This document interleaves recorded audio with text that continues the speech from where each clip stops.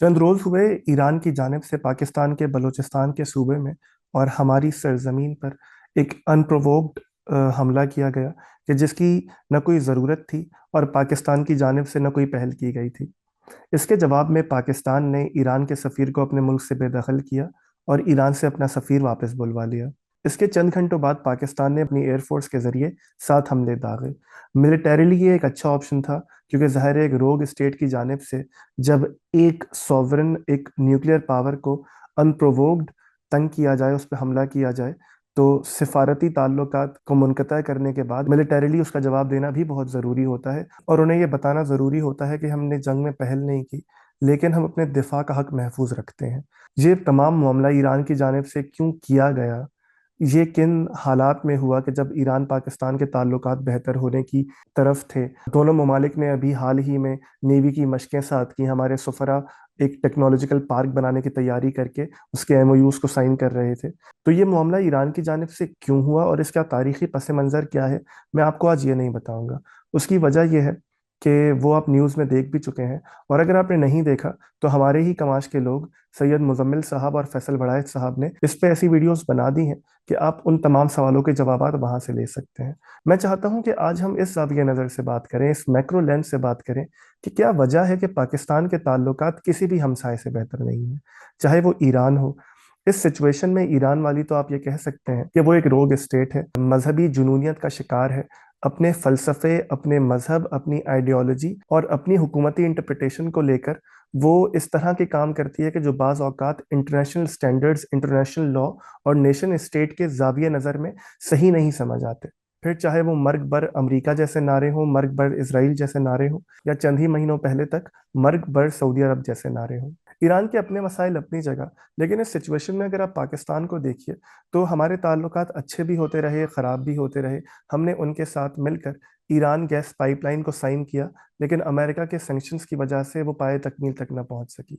लेकिन हम कभी भी ईरान के साथ इस तरह के ताल्लुकात एंजॉय नहीं कर सके कि जो दो ऐसे ममालिक में होने चाहिए कि जिनका आइडियोलॉजिकल भी कोई बहुत बड़ा फर्क नहीं है। हम दोनों ही मुसलमान हैं, न कहा जाए कि हम दोनों ही मुसलमान मेजॉरिटी पॉपुलेशन रखते हैं। हम हमसाए भी हैं, हमारा अच्छा और बुरा एक साथ जुड़ा हुआ भी है। तो जहां इन 70-75 सालों में ईरान की जानिब से कोई स्टेबल ताल्लुकात बनाने की कोशिश नहीं की गई, वहाँ हम भी इसका शिकार रहे कि हमने उनके साथ बेहतर ताल्लुकात इस तरह नहीं बनाए कि जिसका उन्हें और हमें फ़ायदा होता। और इसी को अगर आप हमारे दूसरे हमसाए की तरफ लेके जाइए, अफगानिस्तान, तो हमने कभी भी अफगानिस्तान के साथ अच्छे ताल्लुकात ह्यूमन टू ह्यूमन इस तरह बनाने की कोशिश नहीं की कि जहां हम वाकई उनका एक वाइटल पॉलिटिकल पार्टनर बन सकते, जहां हम एक अच्छे पड़ोसी होने का किरदार अदा करते। बल्कि हमने तो ये किया कि जब अफगानिस्तान में सोवियत यूनियन का हमला हुआ तो हमने अमेरिका के साथ मिलकर वहाँ तालिबान बनाए, अफगानिस्तान की सरजमीन को सोवियत यूनियन से आज़ाद कराया, उन्हें शिकस्त दिलवाई। और उसके बाद जिस तरह दबे पाव अमेरिका भाग गया, हमने भी उस पूरे एक्सट्रीमिस्ट आइडियोलॉजिकल फ्रेमवर्क में अफगानिस्तान को अकेला छोड़ दिया, गोया उनके मुल्क में एक मुसीबत की बुनियाद रखी। उसके बाद अफगानी रेफ्यूजी तो अपने पास लिए, लेकिन उनके साथ जो हम सलूक करते हैं और जो हाल ही में हुआ वो हमने देखा। अफगानिस्तान की बात करते हुए मैं चाहता हूं कि एक वाकये का जरूर जिक्र करूं कि जिसको उस पैराए में मेरे ख्याल में पेश नहीं किया गया, कि जो वाकई में वो था।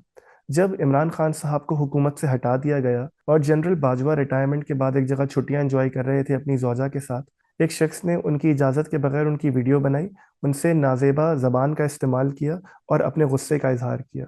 क्योंकि उस वक्त सोशल मीडिया खान साहब की मोहब्बत में बाजवा साहब से नफरत करता था, तो हमने उसको पाकिस्तान की पॉलिटिक्स के पैराए में देखा। अगर आप गौर करें तो वो शख्स अफगानी था। वो शख्स अफगानिस्तान के मसाइल का जिम्मेदार पाकिस्तान को समझकर और पाकिस्तान के आर्मी चीफ को समझकर अपना गुस्सा निकाल रहा था। वो अफगानिस्तान जहाद करेगी। यार मैं नहीं हूँ यार, की भी हो गई। आप वीडियो ना बनाए, मैं भी पुलिस को बुलाता हूँ। पुलिस तक बुलाओ, बुलाओ पुलिस को, पुलिस को बुलाओ।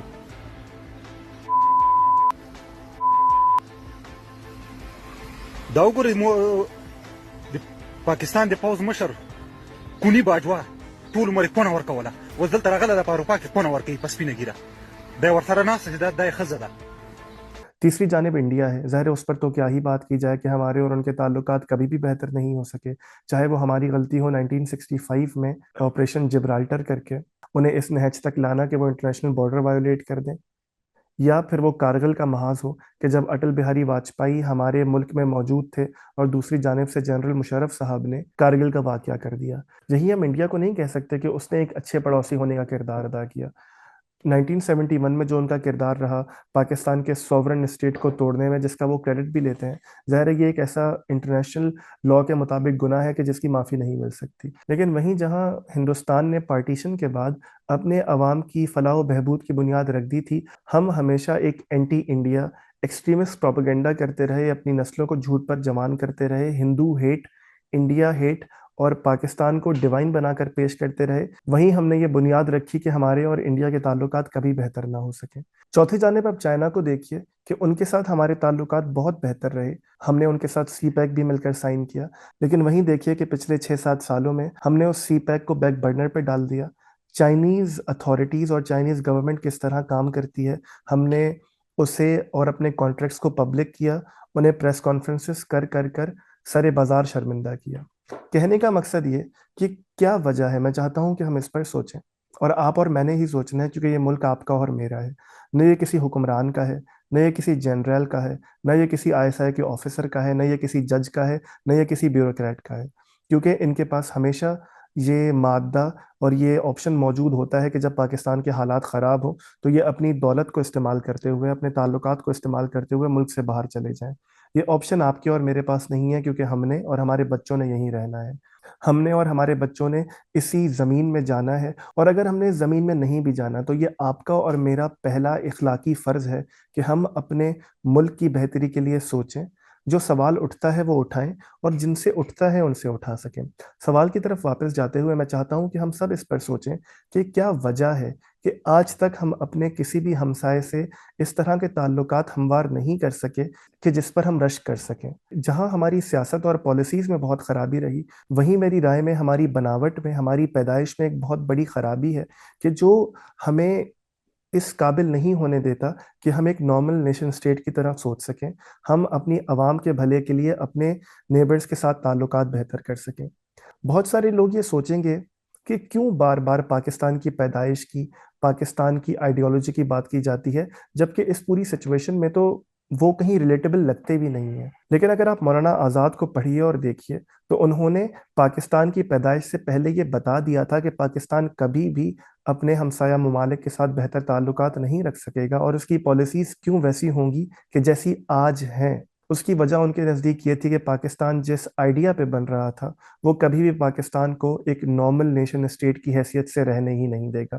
اگر آپ مولانا آزاد کے اس انٹرویو کو ریکنسٹرکٹ ہوتے ہوئے دیکھنا چاہتے ہیں تو میں نے ڈاکٹر اشتیاق احمد کے ساتھ یہ ایک انٹرویو ریکارڈ کیا ہے، آپ اسے وہاں دیکھ سکتے ہیں. اور کیونکہ اس مسئلے کو آن گراؤنڈ افغانستان، ایران اور پاکستان میں رہنے والے بلوچ لوگوں کے ساتھ دیکھا جاتا ہے، ان کے لینس سے دیکھا جاتا ہے، یہ معاملہ اس وطن سے اٹھا ہے، تو آپ بلوچستان کے مسئلے کو سمجھنے کے لیے میری یہ ویڈیو دیکھ سکتے ہیں. لیکن بہرحال سوال اپنی جگہ پر ہے کہ جہاں سے میں نے یہ مدعا اٹھایا تھا کہ کیوں ہم ایک نارمل نیشن اسٹیٹ کی طرح بیہیو نہیں کرتے، اور کیوں یہ موقع آتا ہے کہ ہم اپنے پڑوسیوں کے ساتھ گاہے بگاہے کسی نہ کسی کانفلکٹ میں ہمیشہ رہتے ہیں.